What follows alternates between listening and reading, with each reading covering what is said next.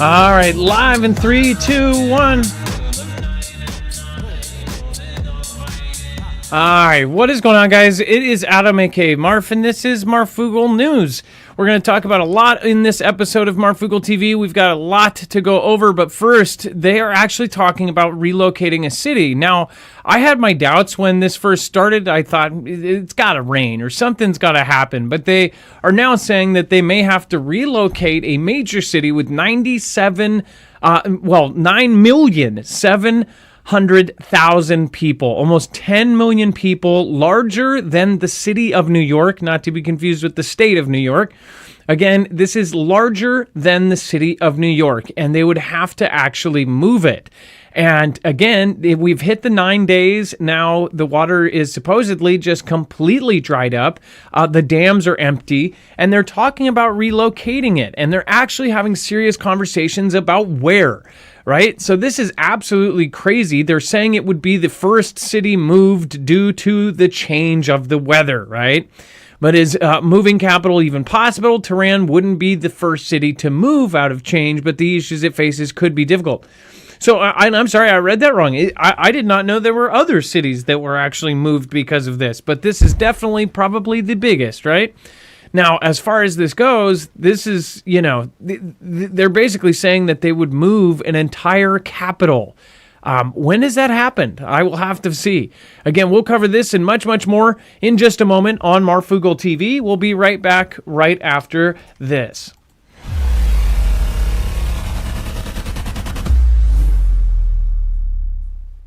Nothing in this show should be considered legal, medical, or financial advice. The views of the callers can differ considerably and do not necessarily reflect my opinion, Dex's opinion, or anyone else who works with the show. You should always do your own research and consult with professionals. The internet is full of fake news, so please take everything with a grain of salt.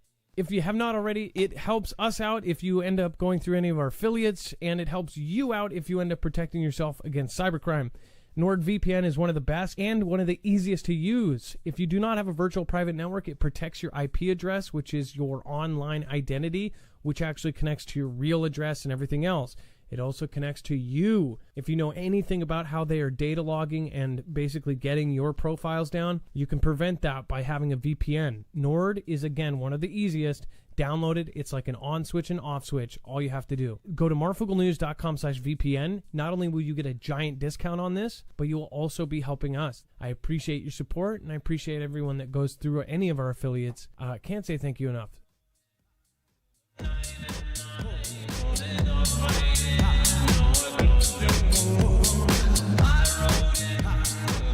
All right, what is going on, fam? It is Adam, aka Marf, and this is Marfoogle TV. We've got a lot to go over, so let's get into it with our co-host / internet brother, Dex James. What is going on, and how are you doing today? Well, hello, Adam, and hello, Foogle fam. I'm doing just fine. So do you want to go over NATO scrambles jets as Russian drones make deepest incursions into Russia? Well, yeah, here we go again. So NATO jets were scrambled to track 2 Russian drones across into Romania on Tuesday in the deepest and first daytime incursion into the country's airspace since the start of the full-scale war. The German Typhoon and Romanian F-16 fighter jets took off in pairs to follow the uncrewed aircraft. The first flew back into Ukraine's airspace, but the second was later found down in Putsi, about 70 miles from Ukraine. So the Romanian defense minister said 2 of the German pilots had been given orders to shoot down the second drone. In the end, he said it appeared to have crashed, possibly because it had run out of fuel. So they were going to shoot these down, but they didn't have to.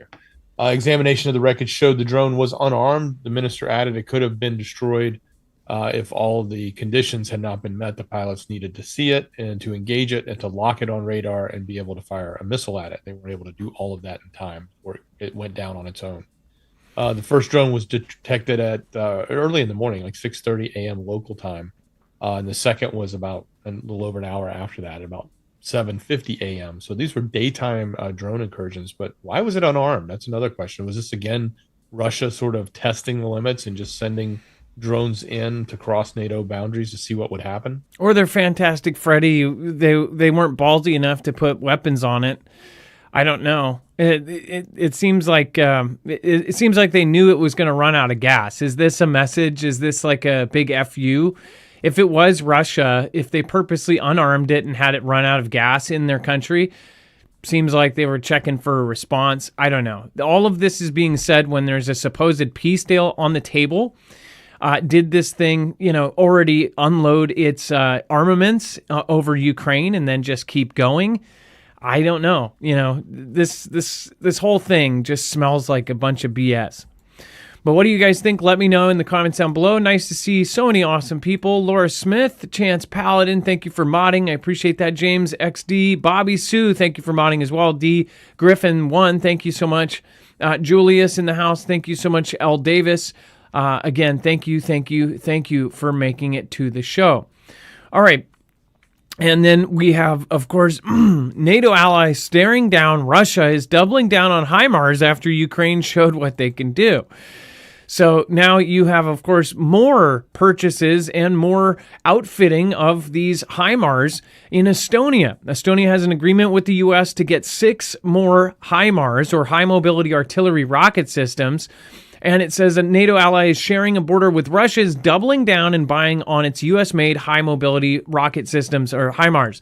So this is a good thing for the U.S., but this is a bad thing for this supposed peace deal that's going through. If they're so sure that this peace is going to go through, why are they not only doubling down, even after they found out about this peace deal yesterday, or whenever this was finalized before it hit the news? It's like, why are they doubling down and even contracting new stuff? In fact, tomorrow there's supposed to be more of these contracts that go through. So, are they so confident in this peace deal? I highly doubt it. But they are definitely spending some good money with the U.S., which I'm sure has a lot of people happy here. But at the same time, it does not make any preppers happy, because you're like, why the hell are they doing it? Again, what do you guys think? Let me know in the comments down below. Philosopher, thank you for joining the fam. I appreciate that. Thank you. And then, of course, on the Brazos and Debauchery, thank you. Debauchery? Is that debauchery? Thank you. And Mark Roberts and Jim Carwile, I thank you as well. All right. And before we move on, I do want to remind you guys, make sure to go check out Energy if you haven't already. This is our recommendation for one of the best solar generators on the market. It is reinforced with steel. This is the same generator that is used by the military. In fact, the U.S. Army it gave its SBIR Phase 2 contract to Energy. These things are absolutely phenomenal. They are modular, meaning you can change out how many batteries you have. You can go with one and bring it to a campsite or work site, or you can end up having 15 and power for as long as you need. Again, it is an awesome system. It's weather and water resistant for extreme cold temperatures. They've even added heaters into each battery. They have a clamp system that is super easy. You just flip up on the clamps and you can detach from either 1, 2, or 40 batteries. Again, go over to marfugglenews.com/energy, INERGY, and make sure to use the code Marfoogle, not to only help our independent news, but to help you with a huge discount. Several $100s off when you go use that code right now. All right, and then U.S. military documents indicate plans to keep troops in the Caribbean, get this, through 2028. Yeah. So this, somewhere alongside this, this is definitely a fight on drugs, right? This is the war on drugs. Even though, because now they say that this is staying in the region, they're setting up full-on bases. You can see here, they're setting up, barbed wire defenses. They're setting up mobile buildings and hospital bays. I mean, like, if people are too slow to get that they're setting up for something massive, I don't know what to say. It is formulating plans to feed a massive military presence in the Caribbean almost to the end of President Donald Trump's term in office, suggesting a recent influx of American troops to the region won't end anytime soon. As gossip official leaks and Rumint, a portmanteau of rumor and intelligence, about a coming war with Venezuela reign in Washington, Defense Department contracting documents reviewed by The Intercept offer one of the most concrete indications that the Pentagon's plans for operations in the Caribbean Sea over the next 3 years. The contracting documents earmark food supplies for almost every branch of the U.S. military, including the Coast Guard, Army, Navy, Air Force, and Marine Corps. They detail an effort by the Defense Logistics Agency and DLA. If you aren't seeing World War III coming, I don't know what to say. They're earmarking food for every single branch of our military in this whole thing. And if you think this is just to take out Venezuela, I don't know what to say. Again, I'm speechless. This is one of the most concrete red flags that we have, that this is about to go and get a whole lot crazier before Donald's out of office. Dex, I mean, this seems like it's bigger than that. And by Fugel family military members, they're saying they're setting up bases, they're setting up mobile command units, they're setting up all sorts of stuff that should have been set up months ago when they started this and brought all of these here. It's like a decision was just made. Yeah, and Puerto Rico is definitely going to be the jump point. And because it's our territory and it's literally right there in the middle of the Caribbean, right there just north of Venezuela, the closest point, 500 miles, I believe, or less, 550 miles, something like that. So yeah, when you see these types of procurement plans put in place specifically to go after and make sure there's food supplies for a large military presence all the way through 2028, you know there's a bigger plan behind it that's not being released. And this just somebody happened to read between the lines on what this one was. Yeah, when you earmark food like that, when you earmark this kind of stuff for long term, that's obviously a huge sign. Great comment by Mark Robert, if I can find it again. Does anyone really know what's going on in Ukraine? We know what we're told. That's what that's what I believe too. I mean, we're being told this, we're being told that. How many peace deals have we seen on the table? How many of these things have happened? Now, this totally relates to what's going on in Venezuela because they're all connected. Everything is connected here. All of Venezuela, of course, Russia, of course, Iran, of course, everywhere else. All of it's connected. Heck, it might even be connected that Tehran is possibly moving because of a drought.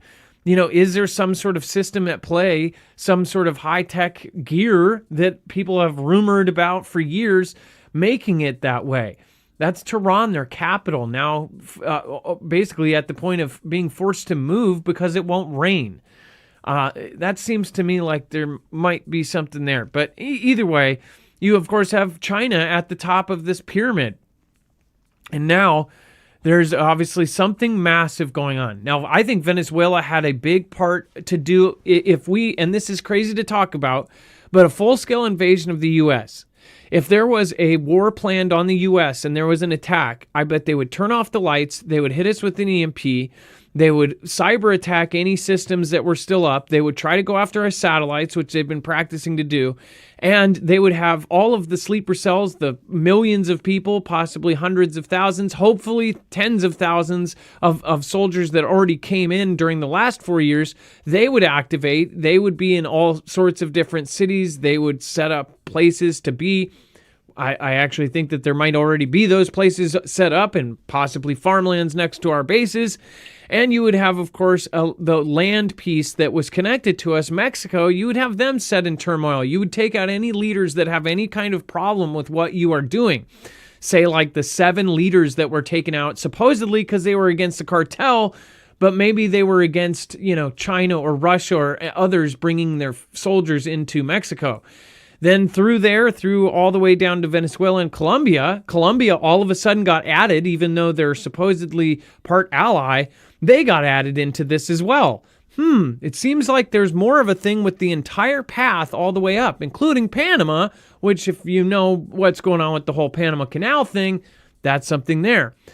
Bridges being built in the Darien Gap and all of the things that are happening right now, the soldiers being seen, 18 to 25-year-olds coming into our country in masses, says to me that something is much more massive here.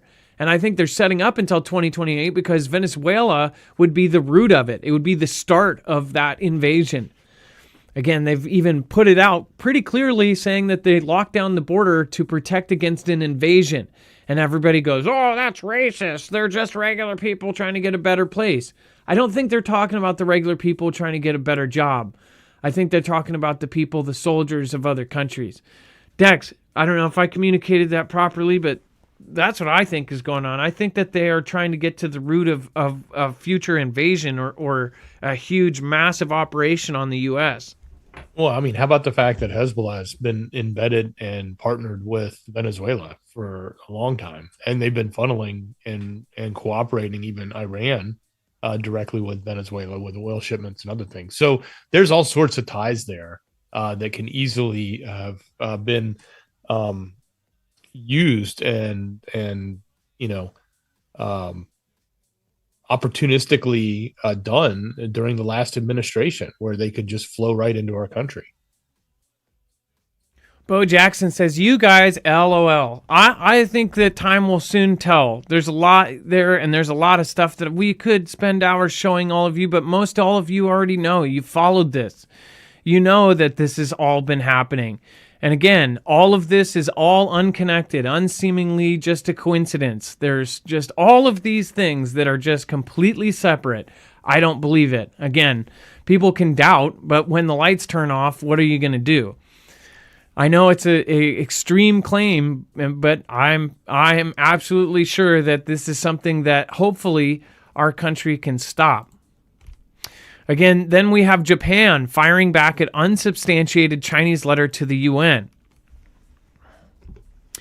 Again, we have Japan and China going at each other's throats. Fu accused Japanese Prime Minister Sanae Takachi of a grave violation of international law and diplomatic norms when she said in Parliament this month that a Chinese attack on Taiwan could trigger a military response from Tokyo. Yamazaki, in his letter also addressed to Gutierrez, said Japan's fundamental policy was passive defense. But we know since the dying of Shinzo Abe, or the assassination of Shinzo Abe, they have changed that. They are now rolling their destroyers through the actual Taiwan Strait. So they are all but defensive now. Therefore, China's assertion that Japan would exercise the right of self-defense even in the absence of an armed attack is erroneous. Again, what they're quoting is saying, no, unless we're attacked, we would never attack. But that's exactly the kind of change that they wanted to make to their constitution. And that's what Shinzo Abe wanted. That is, again, Takachi, one of the proteges of Shinzo Abe's, what she wants as well. Fu's letter was the strongest Chinese criticism yet of Takachi, a conservative nationalist who took office last month, pointing to the worst bilateral tensions between China and Japan in years. Remember, they even said that there were problems going on in Japan, so over 500,000 flights to Japan were canceled. This looks to me like World War III is lining up, and of course now Japan is on our side. Again, they also canceled all imports of fish and other things, now, of course, hitting the financial sector of Japan as well.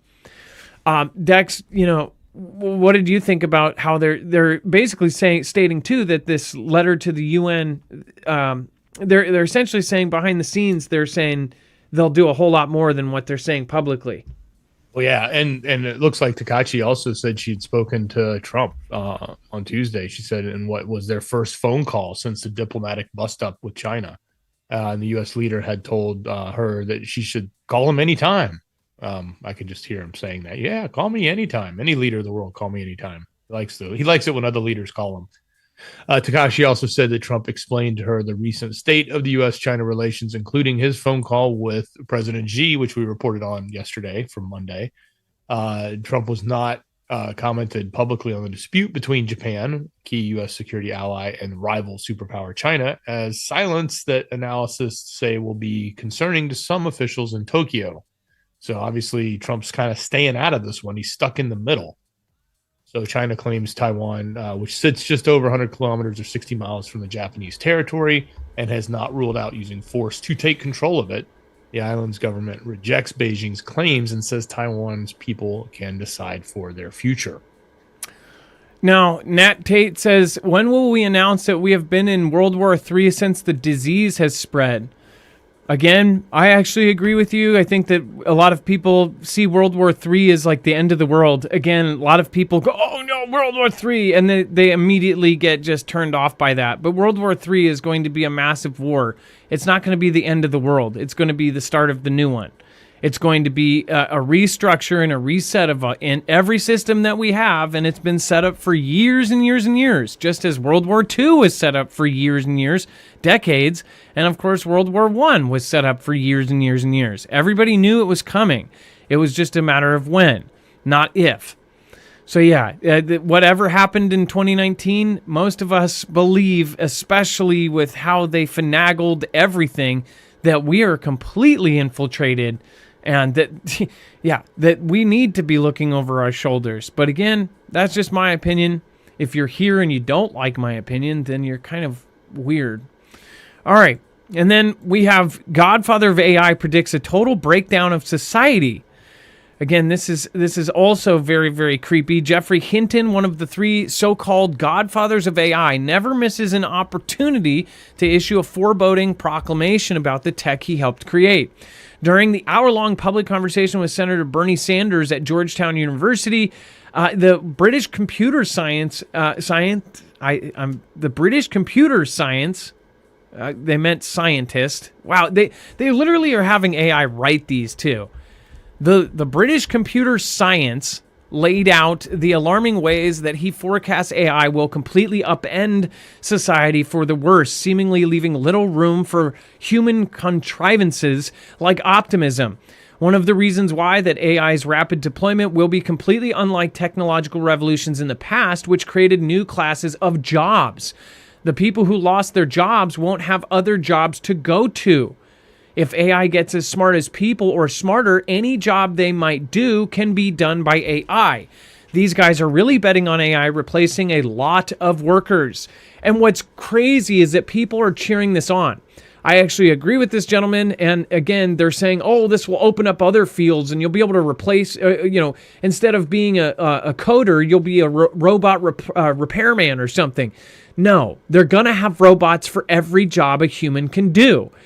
This is something that the corporations want, the people that are already so filthy rich that if this happens, they will not have to spend their money. They will be able to keep their money and their wealth, and that we will have there will be no bridge. There will be no bridge from poor to rich anymore. That's the thing. You won't be able to just start a company because no one will have money. Everybody, unless you're feeding off of people's universal income, which is what Elon and others say is coming. That is absolutely coming. The people say that World War III is foreboding.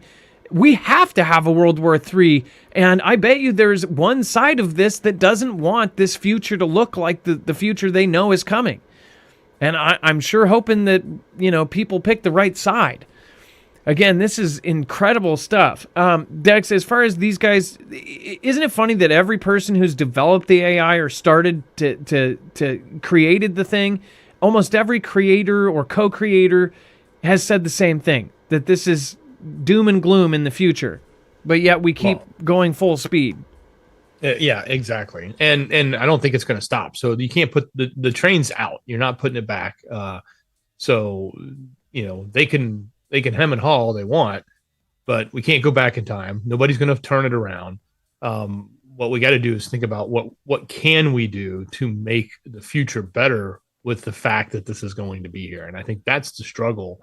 And a lot of people aren't necessarily taking it, but and finding solutions there. I think that's what we're going to have to deal with, because you can't just shut it down. It's not going to be turned off. Even if you did, if one country said, hey, we're going to turn it off, they're going to be obsolete because the other countries are going to run with it. And nobody's going to be in the losing seat on this. And this is very much akin to when the internet boom happened and you had the giant tech companies that we all know of today, the Amazons, the Googles, et cetera, that are all, and Apple and whatever, they're all huge tech companies, have all this power now. Well, where AI is going, that's the next level. And it's so much greater at a power level and probably even at a profiteering level, that it's going to just completely usurp the size of these tech companies, and some of them are the tech companies. They're playing in it, obviously, for their own future so that they can survive. But yeah, this is a big deal. Yeah, and one of the quotes here, until quite recently, I thought it was going to be like 20 to 50 years before we have general purpose AI, Hinton said in 2023, and now I think it may be 20 years or less. So it's exponential. So if he thought that just a few years ago, quotes from 2022, in 3 years, if your view changes that much, why wouldn't your view be that it's going to be exponential and it's probably going to be in a few years? Because if it keeps moving up, it goes from 50 to now 20 to less than 20. In 3 years, where is that going to be? It's going to be way, way, way faster. So this is coming in incredible bursts of time, and people don't know what they're rooting on. ChatGPT and Grok may be cool and useful and all, but the application into robots is not going to be. It may, they say that everybody will be happy and wealthy. They're basically telling you they're putting a seed in the back of your head every day. I see Elon post it all the time.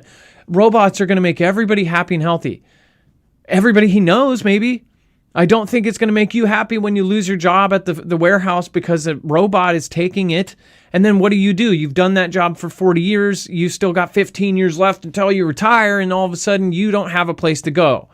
Are they going to give you a replacement check and say, hey, since you were replaced by a robot, here's money to live on until you die? No, it's not going to happen. Here we're going to continue paying your health care and your child care and all of that because we just like you. I highly doubt it. In fact, that's why the robots are there. It's to replace you and to replace any charge or cost associated with you. So this is just stupid. And the robots are coming fast. I don't know if any of you went and checked out that dog. Dex, were you able to check out that robot dog with the wheels? The thing is, you can see a picture of it is one thing, but the video of it walking bipedal with wheels, it can walk, jump, do parkour. I mean, it's crazy maneuvers. That's for sure. I was blown away, and I thought it was AI. I thought it was legit AI, and I could not believe that it was real. Which nowadays you really have to question everything. And I told you guys the other day, I'm just annoyed by it now. All of the fake videos that have eaten up 70% of YouTube now and other platforms. What is the point of it? I get it. It's cool. Here's a bear snatching or a cat defending a baby on a porch against a bear 20 different times in 20 different situations. So it's AI, and you're still the big thing is the gimmick that, oh my gosh, I can't believe that's not real. How long is that going to last before they're doing other things with it? I mean, to me, it's like now every video, including one of my favorite videos ever since I was a kid, is seeing people do amazing things.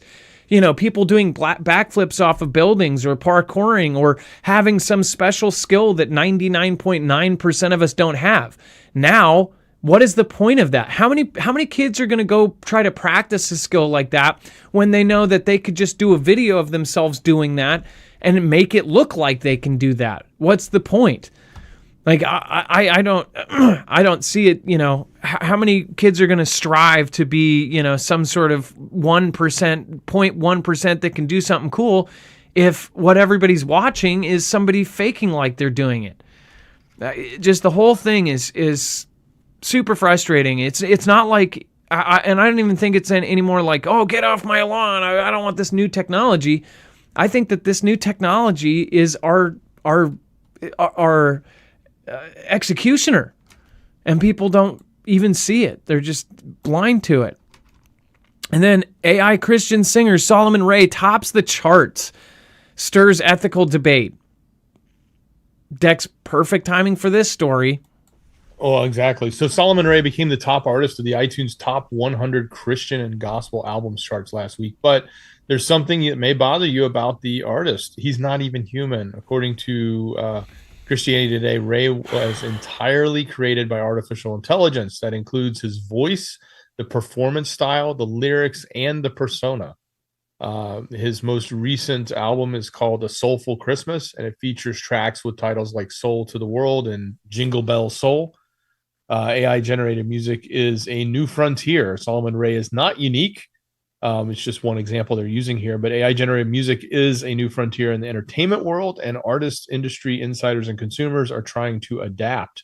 Earlier this month, Zana Monet became the first AI-powered virtual artist to debut on a Billboard Airplay chart. That sparked debate about the role of the technology in the music industry. Some platforms are taking action. In September, Spotify announced protections against the impersonation of artists and deceptive content. The company acknowledged both the positive and negative sides of AI and music.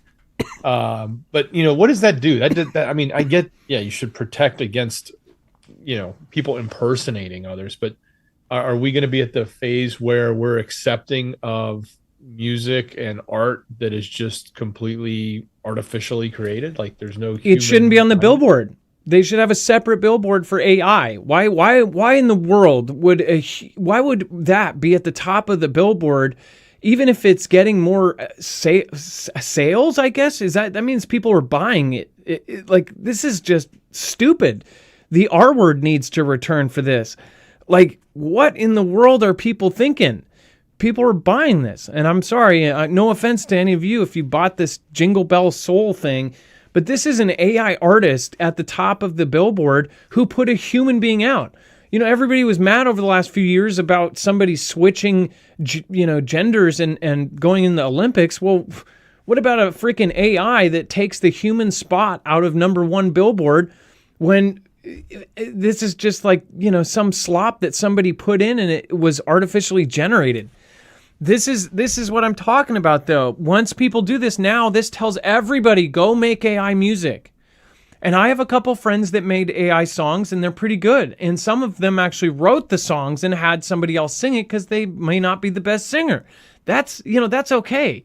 But when you've got billions of people now being told, oh, I could hit the number one billboard on AI, this is going to, instead of motivating kids to actually learn a skill and to do something that 1% of the world can do, they're instead going to go, I can just do a typo or do a prompt and have this do it, and I might get fame and rich and wealthness for creating the next AI artist. Now everybody's going to be creating crap music. And I mean it, 95% of it's going to be crap. It might be listenable to because AI is doing a better job of doing the fundamental sounds that won't, just hurt your ears. But at the same time, it's all going to start sounding like this. Personally, when I hear the voices of AI, I can still tell it's got like a second chorus or like a reverb to it when you can tell that it's AI. I think this is so stupid and now that this article is going to hurt because now people are going to go, oh, I'm going to make a song. I'm going to do this. I'm going to do that. When people realize how easy it is to go into one of these apps and prompt make these things, it's just stupid. It's going to fill everything with AI garbage. Just like YouTube is now filled with AI shorts, 95% of them now are freaking AI. It's not real. Then what's the point? Get over the gimmick. Like, oh yeah, a bear can pole vault. It's not, to me, it's stupid. I would rather see a human legitimately pole vaulting 50 feet in the air and, showing some sort of real skill than a bunch of pixels doing it. But I guess I'm old school.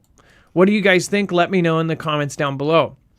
There's an argument that many made when music went digital and became programmatic. I wouldn't say artificial, but musicians had the tools of computerized and synthesization and things like that, and didn't have to make the music anymore. They let computers make the music for them. They just composed it, if you want to call it that, right? And a lot of people didn't like that because they said it wasn't not authentic, the same, right? And now we're going to the next level. And yeah, you see each argument as the progression that happens. I know it's not the same. You can't compare, but it's not the same from an orchestra with 35, 45 people playing different instruments to, somebody on a computer composing and building music all digitally. But that keyword, composing, even with the apps, you're still arranging it. You're still, this is putting in a prompt. The apps can give you the chords. The apps can, there's a lot of things the apps can do. The apps can make a singer actually sing who can't sing. So, that's not AI, and it's used quite frequently in pop music and other things. So, yeah. And when they get caught, like Milli Vanilli or somebody else, nobody likes it. So why would somebody like this fake, utterly just crap, fake music? And I get it. There's going to be a catchy song out there that I like. I mean, it's what sounds good. If something is so catchy, music is music. But here's my debate is why would it be at the top of Billboard? They need an AI billboard to keep it completely separate. For those creative people that can type a prompt, you have your own separate billboard. But for humans, don't take away the top billboard spot to somebody who typed in a prompt. But again, everybody's going to have an opinion. Before we move on, make sure to go check out EMP Shield. Highly recommend this because this is going to protect you against any future attack on the United States with an EMP or a solar event from the sun. One is a potential, one is a guaranteed. A solar event will hit us at some point. In fact, again, some think it's overdue. Marfooglenews.com/EMP. You can get a device that will protect you against not only that, but also you can actually get these for your trucks, motorcycles, boats, generators, gas, and solar. The Energy Flex Tactical, you can actually get an EMP shield that's made directly for it. This is the same company that's outfitting DOW, Department of War, Department of Homeland Security, FBI, Air Force, and many more, including the DEMSO team helping protect the Texas grid. Go over to marfooglenews.com/EMP. The best part is with code MARF, you get $50 off per device and the up to 25% off for the Black Friday sale. So it's a continuation of their of the Veterans Day sale. So this is the largest sale they've done in 4 years, and they're keeping it going through Black Friday. Go to marfooglenews.com/EMP and make sure to use the code MARF. All right. And then Dex, international airlines resume flights, or at least that's what Venezuela is demanding.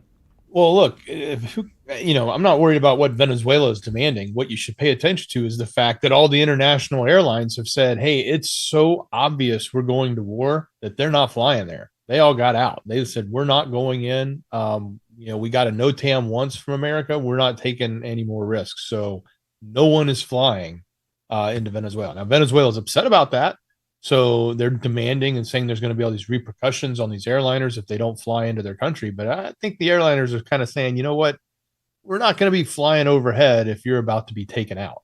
And I think that's the real cause. Here's yet another pinpoint piece of evidence that the day is upon us. It can be any hour now, any day now, that we could potentially see a kinetic operation go down in Venezuela. Yeah, this is obviously when you have all of these places not taking money, they are essentially saying no to all of that money going in and out of Venezuela, then something is up. It is now, let's see here. Yeah, it's Tuesday. I wonder if this week is going to be an eventful one. Usually this, and again, we're finding out from Venezuela because there hasn't been a ton of news about how all of these airlines are canceling flights into Venezuela. There was the NOTAM story, and that was pretty much it. Now we get from his side, he's loudly saying, hey, continue these international flights here. Yeah, big deal. All right, you guys, have a wonderful night. Thank you, Philosopher, for joining the fam. Thank you for everybody's support. I appreciate everybody here. Thank you for sharing us out. Again, I am not going to be doing a shout shirt tonight. I am not feeling well. Another person commented and say, why are you sick all the time? You know, the average person gets sick all the time, but I don't. I rarely call out. So the reason why it seems like that is if you watch 5 nights a week, you're going to see me sick. If I was watching into anyone else's home, I'm sure I would see them sick. But you remember the sick times. You don't remember the well times. I got 2 kids in school, so they're always bringing something home, especially now that 2 of them are. It's like twice as many chances to get all of those sicknesses from school. And it just seems like every week we've got some other bug. But half of the school is out right now. In my area, I guess half the students are gone from their desks. So there's something big rolling around here, and it sucks too. It's a headache, sore throat, and fever and chills, and it sucks. So again, yeah. You see me sick I usually don't miss a show unless it's a family thing or if I'm just so sick I can't get out of bed. But I appreciate everybody with your patience. The sick shows definitely are not as good as the regular shows. So I appreciate all of you. Have a great night, and I love you. Be safe, be prepared, and Marf out. Thank you, Dex. Thank you for all your service today. Much love. Great job, brother. Hope you're feeling better. Thank you. And don't go buy that AI album, please. And then also make sure to go check out the mods over at marfooglenews.com/friends. Of course, you have Jammer. You have, of course, Bobby, Sue, Trinity, Ilea, all of our awesome mods in the chat. Make sure to thank them by dropping an M in the chat. And then Chance has his book over on Amazon, so go check that out too. You can go click the Amazon link, and boom, you got it right there. Have a good day, guys. Be safe, be prepared, and Marf out.